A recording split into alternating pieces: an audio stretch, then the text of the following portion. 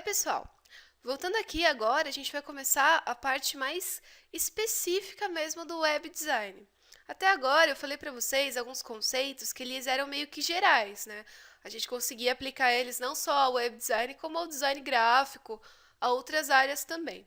Mas agora eu vou falar para vocês de coisas bem mais específicas que são da área mesmo do web design e que vocês vão ver que vão ajudar muito vocês na hora de construir principalmente layouts e até mesmo a estrutura dos sites.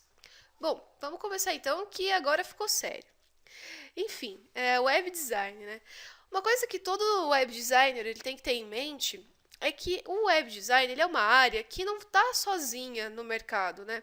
Quando você vai desenvolver um site, você não vai fazer sozinho, a não ser que você, tudo bem, você saiba fazer a programação e você saiba estruturar tudo sozinho.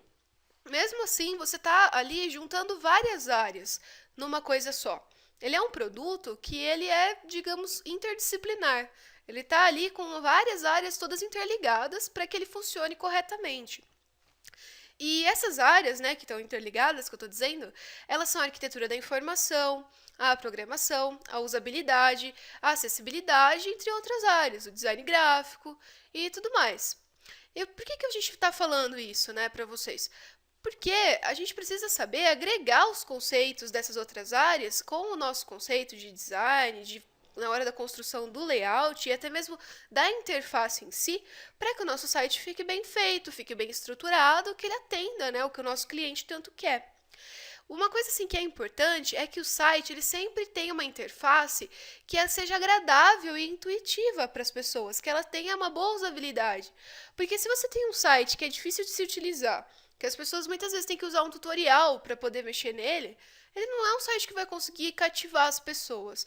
Ele vai se tornar uma coisa difícil e que muita gente vai acabar desistindo de usar. Então, assim, é interessante que a gente sempre procure estruturar muito bem o site. E para isso, o que a gente precisa fazer? Quando nós vamos começar, né, quando você pega um briefing, que já já eu vou falar dele, a gente precisa primeiro definir o público-alvo desse site, qual o objetivo que a gente quer alcançar com ele, quais os serviços que vão ser oferecidos nele, qual que é o diferencial para o público. Porque, gente, hoje em dia a gente tem coisas já prontas para tudo. É muito difícil você achar uma área, um tema que ainda não tenha sido explorado. Então, geralmente o cliente vai chegar para você com uma problemática, pedindo para você fazer uma coisa para ele que provavelmente existem milhões. E como que você vai fazer para destacar o desse cliente em meio a tantos, né? Você vai ter que empregar aí todas as suas técnicas e todo o conhecimento que você está aprendendo de design. Então, a partir desses conceitos e de outros elementos que sejam específicos ao projeto, você vai começar a estruturar o site, que aí vai entrar a arquitetura da informação, e a partir dessa estruturação, você vai definir qual que vai ser a tecnologia empregada, né, que vai ser a linguagem que esse site vai ser programado. E é aí, então, que você vai definir qual vai ser o layout. Por que você tem que saber qual que é a tecnologia empregada para fazer o layout? Simples, porque tem layouts que não são suportados por algumas linguagens. Por exemplo, tem o CSS, né, que está sendo muito usado hoje em dia, alguns tipos de arte ele não consegue suportar. A mesma coisa se você fizer, de repente você faz um site inteiro em Flash, que até não é muito mais utilizado ultimamente, né, que agora está sendo substituído pelo HTML5. Mas vamos supor que você faz um site todo animado e você não tem o conceito de saber que você não pode de repente carregar muito na animação, você tem que dosar os tamanhos das animações para não ficar pesado, e você faz um site que todo mundo que vai entrar não consegue acessar, porque de repente não carrega, e isso se torna um site chato, as pessoas não vão acessar e, consequentemente, você não vai conseguir passar aquilo que você precisa com a comunicação do seu site.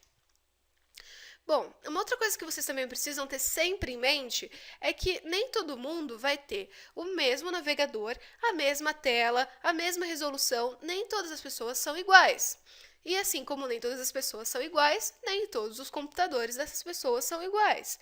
E a gente tem que saber que o nosso site ele vai ter que tentar ser suportado por todo tipo de navegador, ou pelo menos pelos mais usados pelas pessoas, né? Que é no caso o Internet Explorer, o Mozilla Firefox, o Google Chrome, muita gente que tem o Mac usa o Safari. ou então usa o Opera, né? Às vezes o pessoal que tem Linux.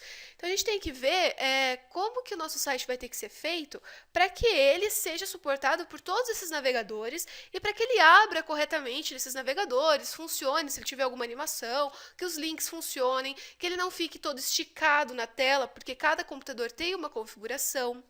Outra coisa que é legal, que a gente sempre tenha em mente, é que hoje em dia as pessoas elas não ficam mais acessando só do computador os sites. Elas acessam a internet do celular, elas acessam de tablets, elas acessam até da televisão. Quem tem, às vezes, videogame, né? Tipo Xbox, PlayStation, consegue acessar a internet da TV. Ou então algumas impressoras, né? Que tem também essas telinhas para que você consiga pegar documentos direto da internet e imprimir. Então a gente tem que pensar que o nosso site ele vai ser visualizado em vários dispositivos diferentes. E aí que está o grande sacada na hora de projetar esse site. Uma coisa ainda que é legal falar sobre os navegadores é que no desenvolvimento do site, o HTML, né, para quem for fazer em HTML, ele deve ser feito, criado, seguindo os padrões do W3C, que é o Web Standards. E dessa forma, a gente vai garantir que ele fique funcional independente do dispositivo. Como eu já estava falando antes para vocês, às vezes a gente não sabe onde o nosso site vai ser aberto, né? E é bem legal que sempre que vocês fizerem, né, um site, vocês testem eles em mais de um navegador. Testa no Firefox, no Internet Explorer, tem o Netscape, algumas pessoas usam, a gente tem que testar. Entre outros, né? Porque o layout, às vezes, ele apresenta diferenças. E aí que está também o trabalho legal do designer para fazer um layout que seja facilmente adaptável às diferentes plataformas, aos diferentes navegadores.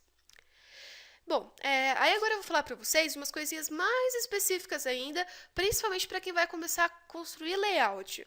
Por que eu vou falar mais dessa parte de layout para vocês? Porque a gente está focando aqui no web design, mais voltado para o layout. A parte da programação, vocês vão ter aqui na formação com os outros professores que vão falar para vocês certinho quais são as partes específicas de cada do site, como que vocês vão fazer a programação dessas partes específicas. No segundo módulo desse treinamento, vocês já têm acesso a essa informação. Então aqui eu vou passar para vocês conceitos que são do design gráfico e que vão ajudar bastante vocês a desenvolverem um layout bem legal. O primeiro conceito que eu vou passar é o da forma. Esse conceito ele faz parte das leis da Gestalt, que são a Gestalt, assim, para quem não sabe, ela é uma escola, né, de design, uma vertente também da psicologia, na qual a gente estuda a psicologia da forma. Basicamente, a gente vai estudar como a forma influencia as pessoas. Você fala assim, mas por que eu preciso saber disso? Eu vou falar para vocês a definição da lei da pregnância da forma, e aí eu já explico por quê. A pregnância da forma é também chamada da lei da simplicidade. Ela dita que os objetos em um ambiente são vistos da forma mais simples possível. Quanto mais simples, mais facilmente eles são assimilados. Então, por exemplo, se você tem um quadradinho desenhado assim, o que o nosso cérebro vê é isso aqui, um quadrado inteiro. E por que eu estou falando isso para vocês? De repente, quando vocês vão desenvolver um layout ou até mesmo estruturar um site, você pensa nele de uma forma que, de repente, as páginas abrem de um jeito diferente. Mas, se você tiver noção que, dependendo da forma como elas serão abertas, as pessoas poderão enxergar outra coisa, você já começa a se preocupar um pouquinho mais. Você fala assim, eu vou usar, de repente, aqui eu posso usar um método de layout mais simples, porque independente disso, eu vou conseguir passar o mesmo conceito. Esses conceitos de forma, eles ajudam bastante quando você vai definir onde vão ficar os boxes do site. De repente ele vai ter boxes de texto, as colunas, como que você vai colocar as imagens. Isso vai ajudar porque você vai ver como que as pessoas vão enxergar aquela forma como um todo, depois que aquele site estiver pronto. Uma outra coisa que é legal a gente destacar dentro dessa lei da pregnância da forma é a lei de figura fundo, que destaca-se uma parte da configuração total do estímulo, que é a figura, enquanto uma outra parte recua e é mais amorfa. Um exemplo que é bem interessante é esse daqui, que as pessoas dizem que algumas veem um vaso, outras veem dois rostos de perfil aqui, ó. Isso daqui é bem legal, de repente, você utilizar para fazer um layout diferenciado. Você consegue brincar com isso, de repente fazer uma animação, uma coisa que você está olhando, ela vai aproximando, vai formando outro desenho. É bem interessante também. Lembrem-se sempre, quando vocês estiverem trabalhando, principalmente com essas esses elementos que envolvem a psicologia da forma, que elas precisam ser sempre bem definidas e diversificadas, mas elas devem também ser harmônicas e elas têm que seguir um padrão em todo o layout. Não adianta você também colocar várias formas jogadas que não fazem sentido entre si, porque o cérebro também não vai conseguir juntar essas formas e falar assim que ali existe um todo, que existe uma continuidade. E aí o que você queria que fosse, de repente, uma sacada de design, acaba virando o que o pessoal chama de design disaster, né? Que é um desastre, que você acaba fazendo uma coisa que não ficou tão legal. E a Gestalt, né, para quem não sabe, é um termo intraduzível do alemão. A gente não sabe o que ela significa, é um termo alemão. E ele é usado para abarcar a teoria da percepção visual, como eu já falei para vocês, que é baseada na psicologia da forma. Aprendendo a analisar as manifestações visuais e os objetos que estão ao nosso redor, a gente começa a compreender o porquê que algumas formas agradam e outras não. E aí, a partir disso, vocês começam a ver que esses fatores vão influenciar nos projetos de vocês. Lembra naquela aula do redesign que eu mostrei o site do Obama? Se vocês voltarem lá na aula e analisarem um pouquinho, vocês vão ver que antes eles usavam umas formas mais arredondadas, que hoje em dia o pessoal está usando mais formas mais geométricas, com cantos vivos. Agora, por que está acontecendo isso? É uma tendência. Assim como existia naquela época a tendência de se usar cantos arredondados, de se usar formas mais arredondadas em geral, hoje em dia o pessoal está prezando mais pela simplicidade, pelo minimalismo, formas mais geométricas. E por que isso? Isso transmite um pouco mais de seriedade, de repente dá um ar mais adulto, mais corporativo. Isso são várias coisas que a Gestalt vem mostrar pra gente. De repente, coisas mais arredondadas, cores mais claras, remetem a uma coisa um pouco mais infantil, mais informal. Então isso que é legal, a gente começar a prestar atenção nos detalhes. Vamos continuar mais um pouquinho. Uma outra coisa que é muito interessante, muito bom que vocês estudem sempre, principalmente para desenvolver um site, é cor. Por quê? Porque a cor, ela consegue passar pra gente diferentes emoções e estados de espírito. Você fala, que coisa meio estranha, né? Não, gente, cor influencia e muito. De repente você olha uma arte, a cor dela não te agrada. Não adianta, aquilo não te prende. Muitas cores, elas têm uma psicodinâmica. Na verdade, todas as cores têm uma psicodinâmica. Elas mexem com o nosso psicológico. E o que é o nosso grande desafio também como designers é saber trabalhar essas cores de um modo equilibrado e que tragam pra gente aquilo que a gente quer passar. Cada cor ela transmite uma informação, uma sensação, uma emoção diferente. E isso tudo varia também de acordo com as pessoas, de acordo com regiões, com culturas. O público-alvo ele é muito mutável. De repente, uma coisa que para mim aqui, uma cor, por exemplo, um vermelho, de repente, para mim, ele não simboliza nada, ele é só um tom que me traz, assim, uma sensação, por exemplo, de comida, essas coisas, mas de repente em outro país ele pode significar uma coisa meio pejorativa. Então a gente tem que tomar muito cuidado, porque na internet, os nossos sites, eles vão estar visíveis para o mundo inteiro, eles não vão ser acessados só por um público específico. Então essa é outra coisa que a gente tem que ter sempre muito cuidado na hora de escolher, que são as paletas de cores. Para elaborar uma paleta de cores com equilíbrio, é importante que a gente sempre saiba trabalhar as combinações cromáticas. As combinações cromáticas, eu não vou entrar assim muito em detalhes para vocês, mas elas têm a ver com essa figura aqui, ó, que é a roda das cores. Existem vários tipos de combinações cromáticas. Aí quem quiser se aprofundar um pouquinho mais, eu posso indicar um livro, um material. E voltando a falar mais um pouquinho, eu também tenho essa parte de aula de cores, teoria das cores, lá na formação de design. O layout para a web, ele deve ser sempre feito em RGB. Eu já vou falar para vocês o que é RGB, tá aqui do lado.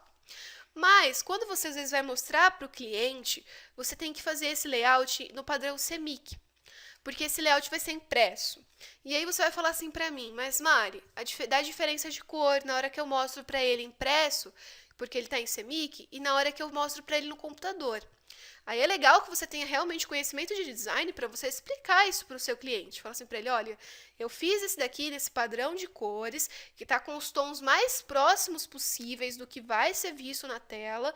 Não é o mesmo tom, porque o sistema de cores é diferente, mas eu quis fazer nesse sistema para te mostrar, para que você tivesse uma boa noção do que vai ser feito e visse com qualidade, né, impresso, o que você vai ver na tela do computador. E o que são, né, esses sistemas de cores RGB e CMYK? O RGB, ele é o sistema de cores que é usado nos meios digitais. Ele é baseado no sistema de cores aditivas, porque o nosso computador ele é formado de várias luzinhas, que são os pixels. E os pixels eles são formados pelas três cores básicas, que são o red, né, que é o vermelho, o green, que é o verde, e o blue, que é o azul. Por isso se chama RGB. Então, todos os recursos eletrônicos e todos aparelhos eletrônicos que têm uma tela de visualização, eles são em sistema RGB. O que é o CMYK? Ele é um sistema de cores que é subtrativo. As cores elas não vão se agregando para formar outras cores. Elas vão, na verdade, quando elas vão se agregando, elas vão formando a não cor, né, que é o preto. Elas vão ficando, não é que não cor, mas a adição de todas as cores. E a ausência dos pigmentos vai formando a não cor, que é o branco. O CMYK, ele tem esse nome porque ele é formado pelo ciano, né, que é o cian, o magenta, também conhecido como magenta, amarelo, que é yellow, e o preto, que é o black. Então, ele é o CMYK. Ao invés deles colocarem CMYB, ficou CMYK, porque o K é o do black na escala das gráficas. E o CMYK ele é usado por todos os fabricantes de pigmentos, inclusive aqueles que fazem a Pantone, né, que é bem semelhante, não, perdão. Ela é bem conhecida, ela é bem popular. E todas as gráficas onde você tem uma impressora, todas as impressoras usam o padrão CMYK. Então, assim, sempre procurem fazer, é claro, o layout para a web vai ser feito em RGB. E como eu disse, se você vai apresentar para o cliente, você quer mostrar para ele o mais próximo possível do que vai ficar na tela, faça CMYK, mas explique para ele. Se você quiser de repente colocar até uma paleta de cores do CMYK e uma do RGB e mostrar para ele, olha, esse daqui é por isso, esse aqui é por isso, mas é a mesma cor, é bem semelhante, é interessante também. Bom, pessoal, na próxima aula eu vou continuar com vocês, mais esses conceitos específicos e mais uma vez eu digo, quem tiver dúvida pode me mandar. Se alguém quiser uma indicação de livro, principalmente dessa parte de Gestalt ou dessa parte de teoria das cores, é interessante, procurem se atualizar sempre. Esse vai ser o diferencial de vocês na criação dos seus produtos, principalmente dos seus sites, tá bom? Então, até a próxima aula.